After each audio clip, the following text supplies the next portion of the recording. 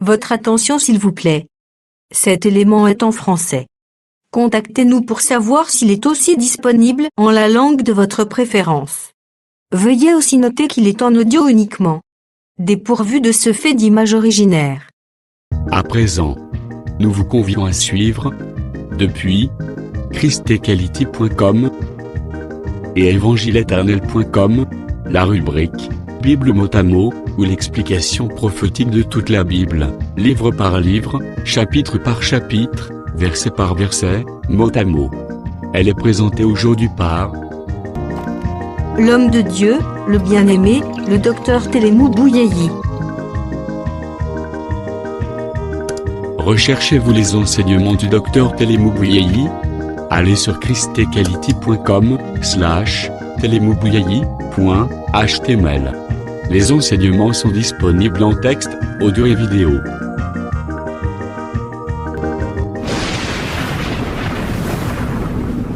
Bonne édification au nom de notre commun Seigneur et Dieu Jésus-Christ. Amen.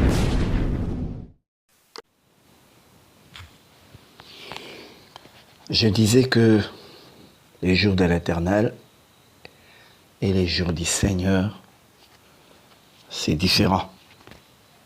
Tu vas me dire, mais le Seigneur, c'est le Seigneur Jésus, l'Éternel, c'est l'Éternel. Jésus aussi, il est l'Éternel. Il n'a ni commencement ni fin de vie. Oui, il est l'Éternel, il n'a ni commencement ni fin de vie, parce que c'est lui l'alpha, le commencement, et c'est lui l'oméga, la fin. C'est lui Rivin, le premier, et c'est lui Benjamin, le dernier. Ça, c'est comme ça. C'est lui les premiers jours, oui, la lumière. C'est lui les derniers jours, le sabbat. Ça, c'est comme ça. Il n'y a aucune discussion là-dessus. Mais seulement, dans la Bible, c'est différent. Dans la Bible, c'est différent. Le frère Paul, quand il parle des jours du Seigneur, c'est les jours où le Seigneur se révèle.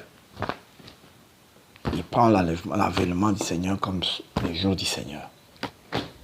Jean dit, j'étais dans l'île appelée par Timos, au jour du Seigneur, je fus ravi en esprit.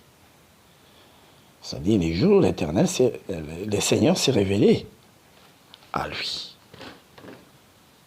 C'est ça, c'est qu'on appelle les jours du Seigneur. Parce que l'enlèvement aussi, c'est les jours où Dieu se révèle. Selon Luc chapitre 17, verset 30, les jours où le Fils de l'homme sera révélé. Et quand il parlait il parlait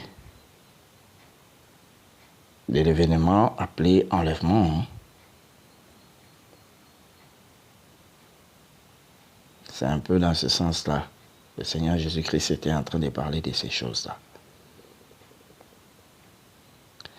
C'est ainsi, il dit, et jour les Fils de l'homme sera révélé.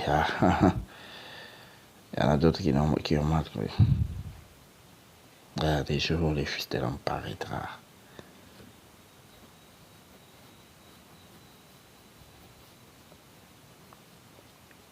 Il y en a qui ont mal compris ça.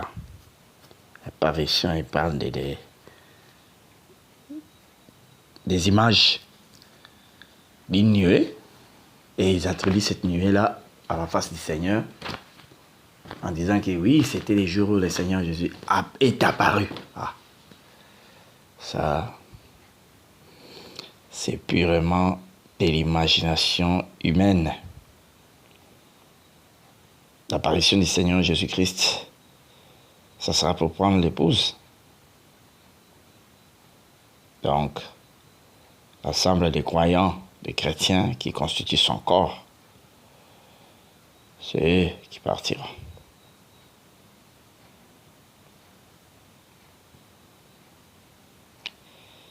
Mais les jours de l'Éternel, c'est quoi? C'est quel jour? Nous allons lire la Bible, parce que quand on pose une question biblique, la réponse doit aussi être biblique. C'est pas à nous de répondre, c'est à la Bible de répondre. Quand la Bible pose des questions, c'est la Bible elle-même de répondre à la question qu'elle a posée.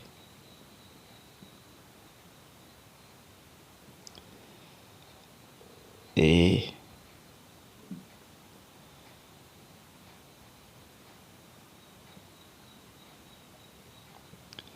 Nous lisons Joël chapitre 1er, verset 15. Ah, quel jour, quand le jour de l'Éternel est proche, il vient comme un ravage du Tout-Puissant. Il appelle ces jours comme les jours des ravages.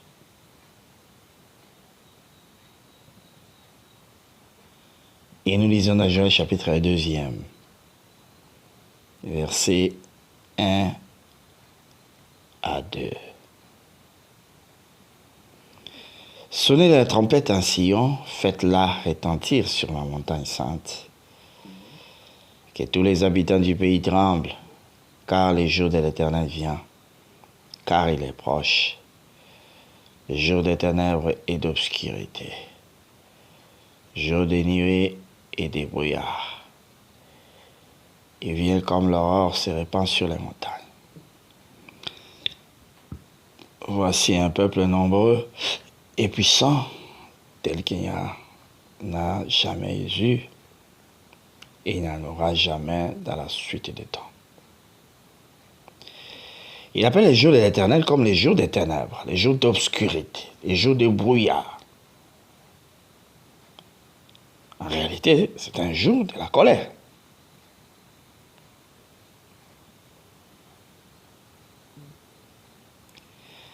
C'est les jours de la colère. Sophonie aussi les dit, le prophète Sophonie.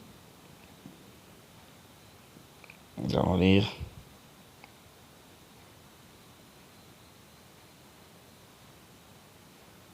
le livre des Sophonies.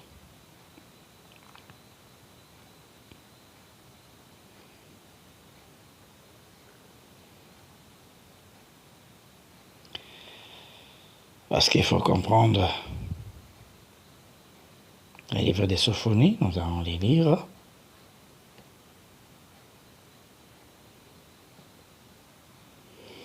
Alors nous avons dit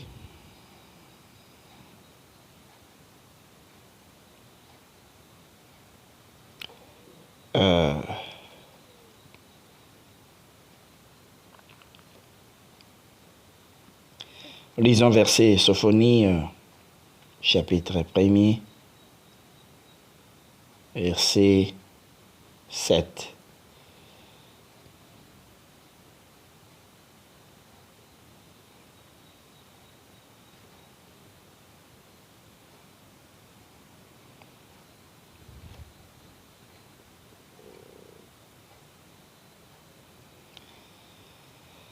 Nous lisons verset 7, ensuite nous allons sauter et prendre le verset 14, le verset 15.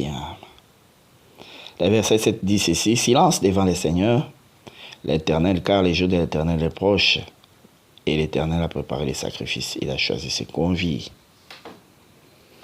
Verset 14e, les grands jours de l'Éternel est proche, il arrive en toute hâte, les jours de l'Éternel fait entendre sa voix, les héros poussent des cris amers. Ce jour est un jour de fureur. Écoutez-moi bien, un jour de fureur, un jour de détresse et d'angoisse, un jour de ravages et de destruction, un jour de ténèbres et d'obscurité, un jour de nuées et de brouillards.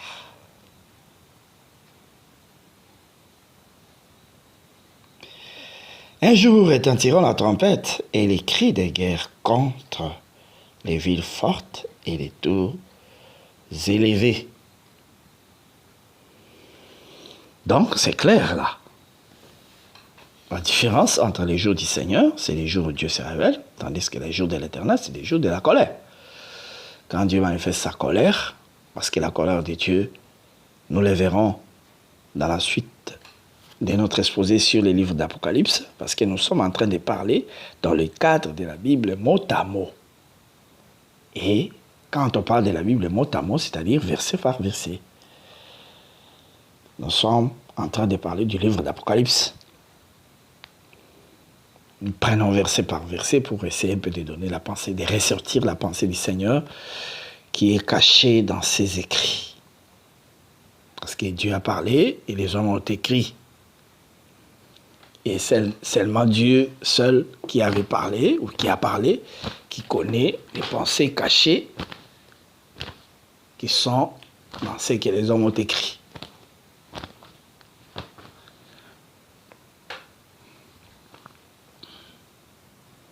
Donc c'est un peu dans ce sens-là. Les jours de l'Éternel, c'est les jours où Dieu manifeste sa colère. Et nous disions que la colère de Dieu, depuis les temps anciens, ça s'est manifesté dans plusieurs façons. La première fois, quand Dieu s'est fâché, il a jeté le diable. Il les a mis hors du camp, avec ses anges qui l'ont suivi dans leur folie là. C'est ce qu'on appelle précipitation. Ça, c'est la première précipitation. Il était précipité. Il sera encore précipité. Hein? Au jour de la chair, quand Jésus-Christ était vivant, il dit, je voyais Satan tomber comme un éclair. Il a été encore précipité et il s'est décarné dans le corps de Judas Iscariote. Et il sera encore précipité. C'est ce qu'il dit l'Apocalypse chapitre 12. Il sera jeté dehors. Parce que les esprits méchants aujourd'hui et les diables contrôlent les espaces célestes. Voilà pourquoi Paul dit nous n'avons pas à lutter contre la chair et le sang, mais contre les autorités, les principautés et les esprits méchants dans les lieux célestes. Il y a la présence des esprits méchants dans le lieu céleste. Ils doivent être précipités de ces lieux célestes et tomber par terre. Voilà pourquoi l'Écriture dira dans l'Apocalypse 12, leur place ne fut plus trouvée dans le ciel, oui, dans les lieux célestes. Ils n'auront plus de place. Et malheur à la terre et aux habitants de la terre, parce que le diable sera animé d'une grande colère. En réalité, sa colère ne sera pas contre ses enfants, sa colère sera contre ceux-là qui prêchent contre lui. Sa colère sera contre Israël et contre ceux des nations qui retiennent, qui gardent plutôt la parole du Seigneur. Qui retiennent les enseignements tels qu'on les a prêchés. C'est comme ça. C'est ainsi, frères bien-aimés. On disait que la colère de Dieu s'est manifestée de plusieurs manières. Premièrement, il a chassé les diables. C'était la colère de Dieu qui s'est manifestée. Il a chassé les diables du ciel. De son trône là-bas. Le diable, c'était un chérubin. Il était tout autour du trône de Dieu. Mais quand il y a eu l'orgueil en lui, voulant mettre son trône au-dessus du trône de Dieu, il a été chassé.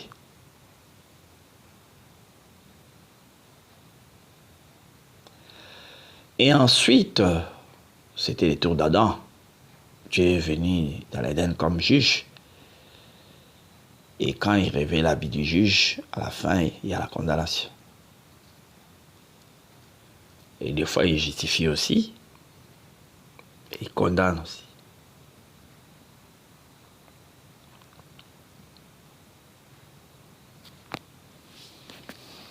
Donc,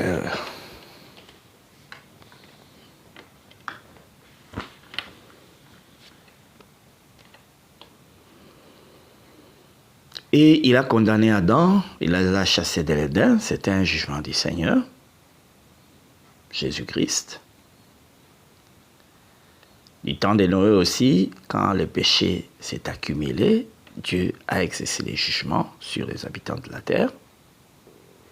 Du temps de Lot aussi, quand l'homosexualité a atteint son paroxysme. Parce qu'il faut le savoir, frère, l'homosexualité appelle le jugement de Dieu.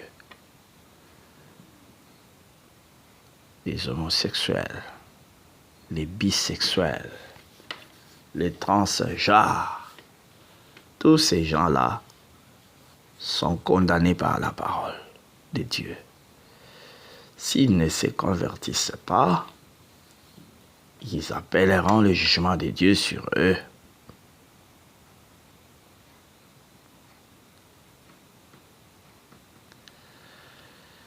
Et aussi,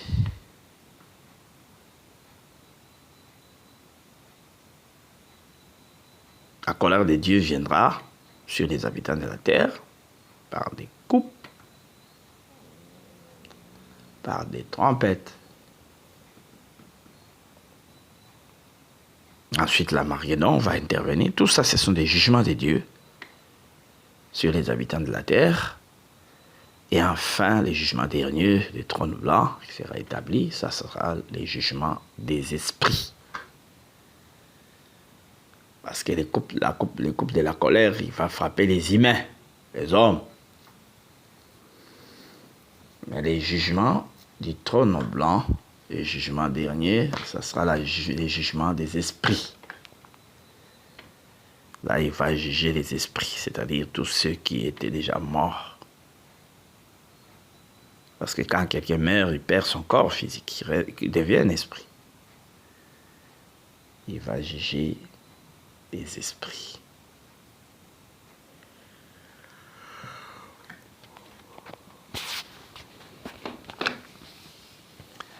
C'est dans ce sens-là que le Seigneur va exercer son jugement. C'est ainsi, frères bien-aimés,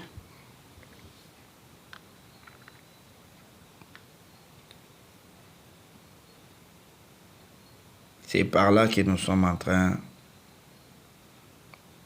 de comprendre la venue du Seigneur comme juge et la venue du Seigneur comme celui qui va nous faire échapper à la colère à venir. Ça, c'est pour l'enlèvement. Il dit ceci, je fus ravi, je suis dans les versets 10e d'Apocalypse 10, et Apocalypse 1er plutôt. Je fus ravi en esprit au jour du Seigneur. Nous avons expliqué les jours du Seigneur, que ce n'est pas les dimanches. Et j'entendis derrière moi une voix forte comme le son d'une trompette,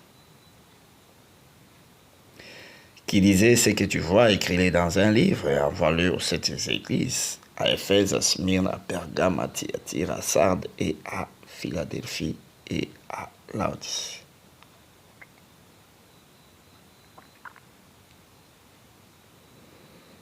Il a entendu derrière lui une voix forte comme une trompette. Pourquoi cette voix s'est fait entendre derrière lui? Parce qu'il devait se retourner, voir ce qui est derrière.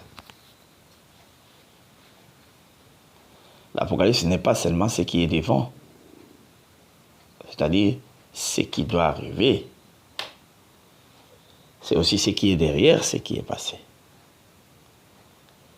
C'est comme ça que Dieu voyage avec les prophètes.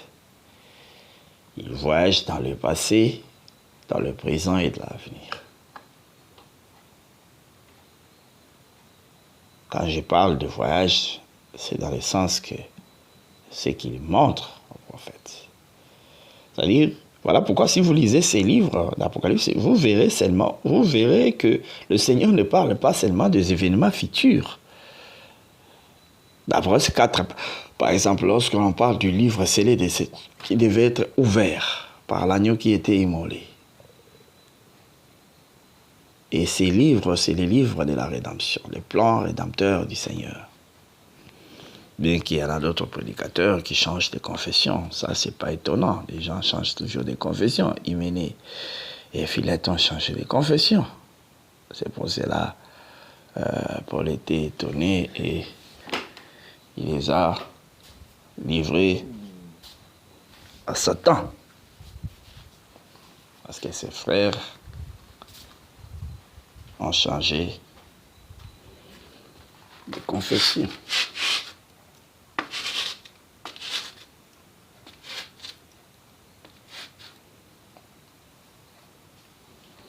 Donc, c'est un peu dans ce sens-là. La voix derrière, c'était la voix qui parlait.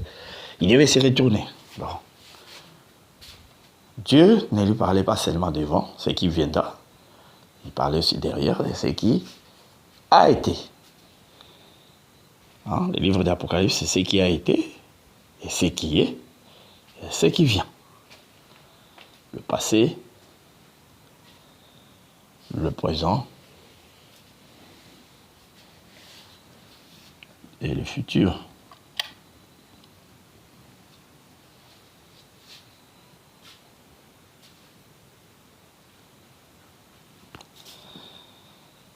C'est un peu dans ce sens-là. Il a entendu cette voix, comme le son de la trompette. La voix de Dieu, c'est comme la trompette. C'est-à-dire qu'il prépare le peuple au combat, qu'il prépare au départ des camps, au voyage, vers la terre promise, image de notre déplacement de la terre vers le ciel, le signe de l'enlèvement. Qui disait ce que tu vois, écris-les dans un livre et envoie-les aux 7 églises. À Éphèse, à Smyrne, à Pergame, à Thyatire, à Sardes, à Philadelphie, à Laodicée. Ces 7 églises ont existé, ont bel et bien existé.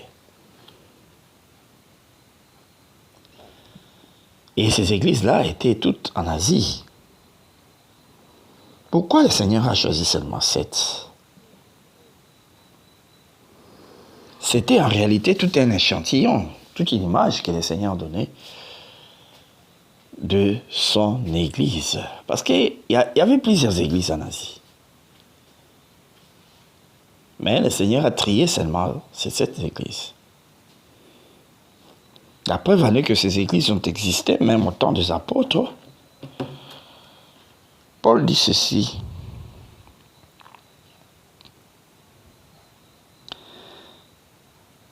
Paul dit ceci. Je suis dans Colossiens chapitre 4.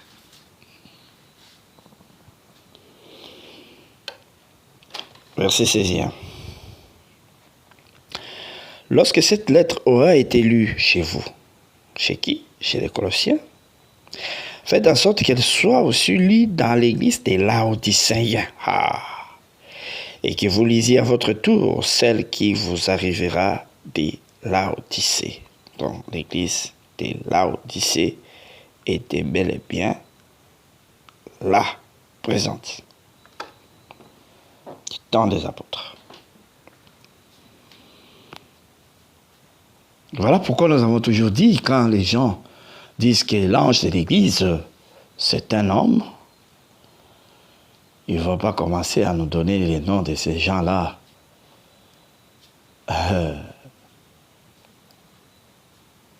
Selon les répartitions. Que la première église, c'est le premier âge de l'église. La deuxième église, c'est la deuxième âge de l'église. Des choses imaginaires. L'église n'a pas plusieurs âges. L'église n'a qu'un seul âge. L'âge, c'est le temps. L'âge, c'est la période.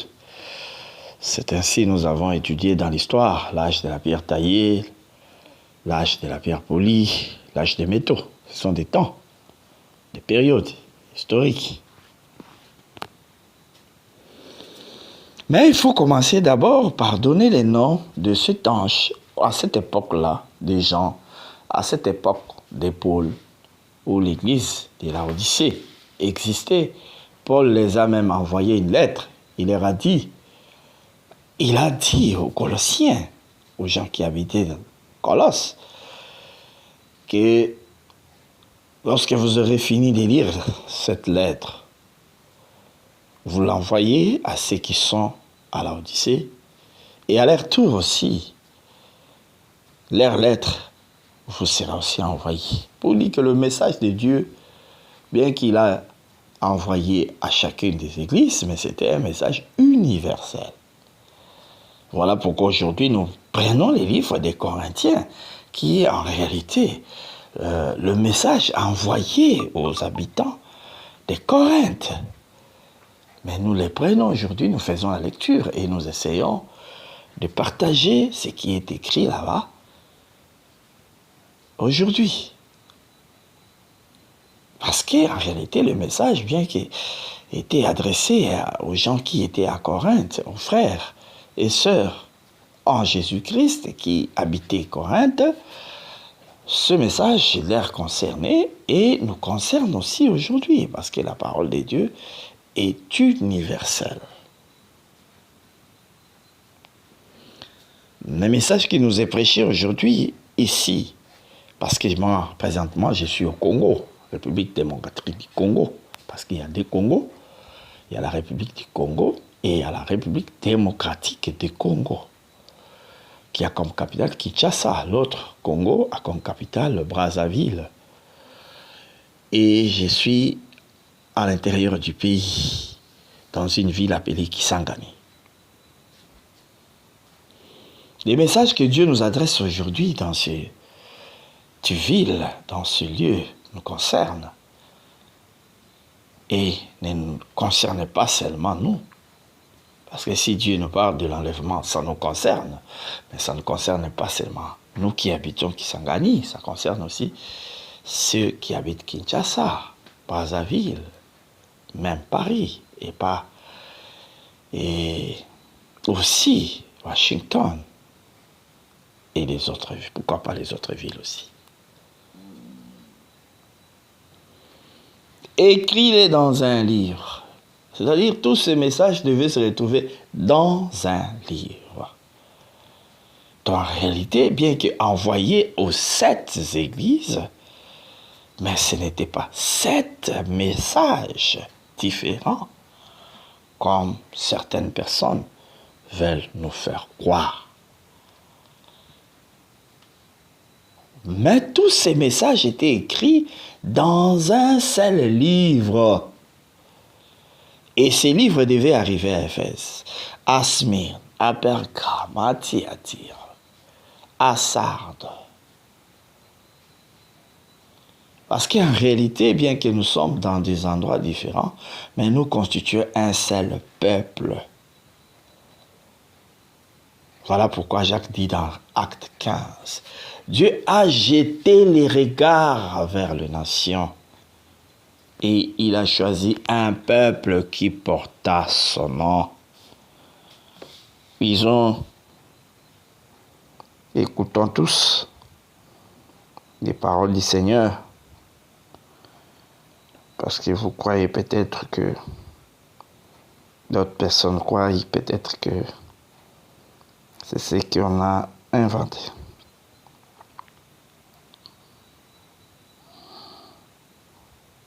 Il dit ceci.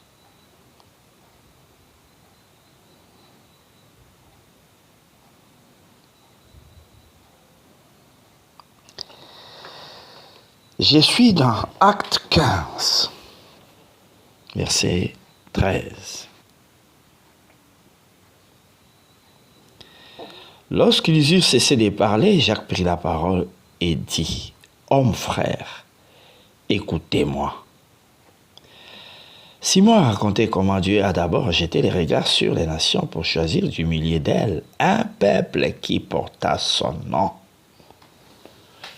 Il a choisi du milieu de nations plusieurs peuples, un peuple qui est comment?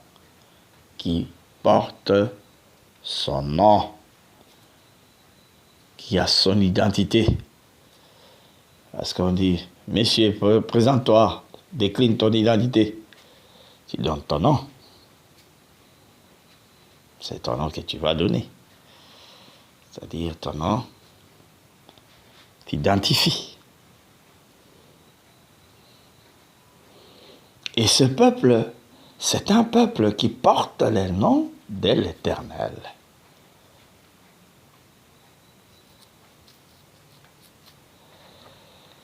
Voilà pourquoi, même si on pouvait envoyer le message à 7 différentes églises qui étaient dans des villes différentes, dans la ville d'Éphèse, dans la ville de Smyrne, dans la ville de Pergame, dans la ville de Thyatire, dans la ville de Sardes, dans la ville de Laodicée.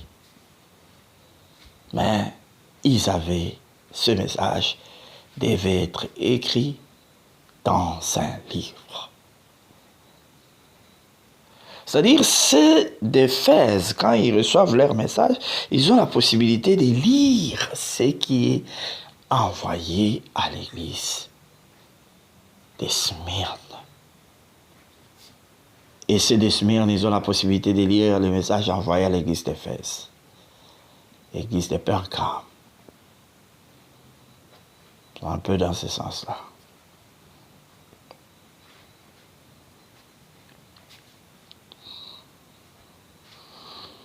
Donc, ainsi de suite. C'est comme ça que ces choses marchent.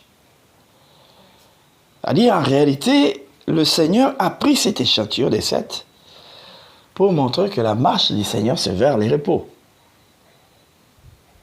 Parce que quand Israël est sorti de l'Égypte, bien qu'il a fait plusieurs campements, mais sa marche, c'était vers le repos. C'est-à-dire la marche vers les chiffres 7. Tu travailleras pendant 6 jours et le 7e jour, tu te reposeras. Le chiffre 7 parle du repos. Donc, pourquoi Dieu a présenté l'échantillon de cette église? En réalité, il voulait parler du peuple qui est dans les repos, dans les sabbats. Dieu nous a fait grâce d'entrer dans son repos.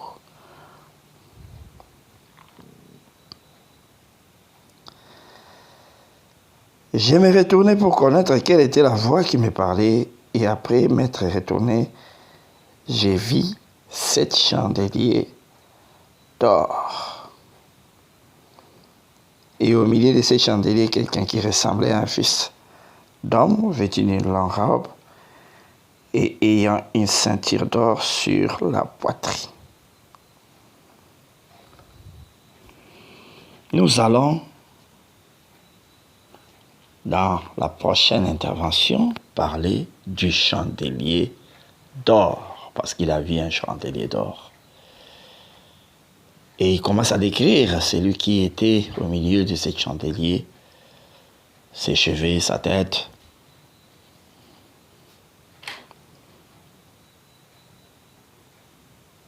Ses yeux, ses pieds et sa voix. C'est ce que nous allons essayer de déchirer, d'expliquer en détail. On s'arrête par ici, que le Seigneur bénisse. À la prochaine intervention. Merci d'avoir suivi ce message et que Jésus-Christ vous bénisse. Si vous avez une question à l'intention de l'homme de Dieu, si vous voulez que l'homme de Dieu prie pour vous, si vous voulez vous confier à l'homme de Dieu, ou si vous voulez tout simplement bénir l'homme de Dieu, contactez-le directement si ses coordonnées sont disponibles depuis sa page. Sinon, contactez-nous et nous lui transmettrons vos préoccupations. N'oubliez pas de faire un tour à notre page évangélisation pour voir en quoi vous pouvez vous rendre utile à Christ par cette œuvre. Que Dieu vous bénisse tous. Amen. ChristQuality.com. Les cieux en un clic de la souris. Évangile-éternel.com, le site de l'Évangile éternel. Christ Equality Fondation, équilibrer la manne ramassée dans le désert de sorte que chacun ait un maire. Branchez-vous sur ChristEquality.com ou sur évangile-éternel.com et vous attendra au rendez-vous. La radio mondiale évangile-éternel.com, enseignement non-stop. La télé prophétique, évangile-éternel.com TV. Enseignement quantique et documentaire biblique. L'église virtuelle, assemblée et culte de prière des saints, en ligne et en direct. La rubrique Pasteur et thème. Retrouvez tous les ministres de l'Évangile éternel, en vidéo, audio et texte. La rubrique Bible révélée, explication prophétique de la Bible, mot à mot. La rubrique questions et réponses, expose les réponses des ministres à vos questions difficiles et compliquées. La rubrique prophétie et actualité, décrypte pour vous l'actualité, en rapport avec les prophéties bibliques. La rubrique Aréopage ouvre à tous, et sans censure, le libre débat et exposition contradictoire. Évangile-éternel.com démystifie au moyen de l'enseignement, des erreurs, des fausses religions, églises, doctrines et philosophie. Nos enseignements confrontent l'apostasie et les idées préconçues pour vous attacher à la saine doctrine. Vous y trouverez de l'exhortation, du réconfort spirituel et de l'incitation à vous sanctifier. Sur évangile-éternel.com, sollicitez une requête de prière, et les ministres et plusieurs prieront pour vous. Retrouvez des cantiques chantés par des saints et des cantiques instrumentaux. Venez y apprendre d'autres langues à travers la Bible audio multilingue. Les enseignements sont en toutes les langues. évangile-éternel.com, le site de l'Évangile éternel. Motivez-nous en souscrivant à l'une de nos chaînes YouTube, celle de votre préférence linguistique. Et venez évangéliser avec nous en partageant, autant que faire se peut, notre site web, nos YouTube channels ainsi que toutes nos publications. Merci de le faire et que Jésus-Christ notre commun Seigneur et Dieu vous bénisse tous. Amen. christequality.com. Les cieux sont à la portée de votre main, juste par un simple clic de la souris. Christ Equality Fondation, équilibrer la manne ramassée dans le désert de sorte que chacun ait un aimère.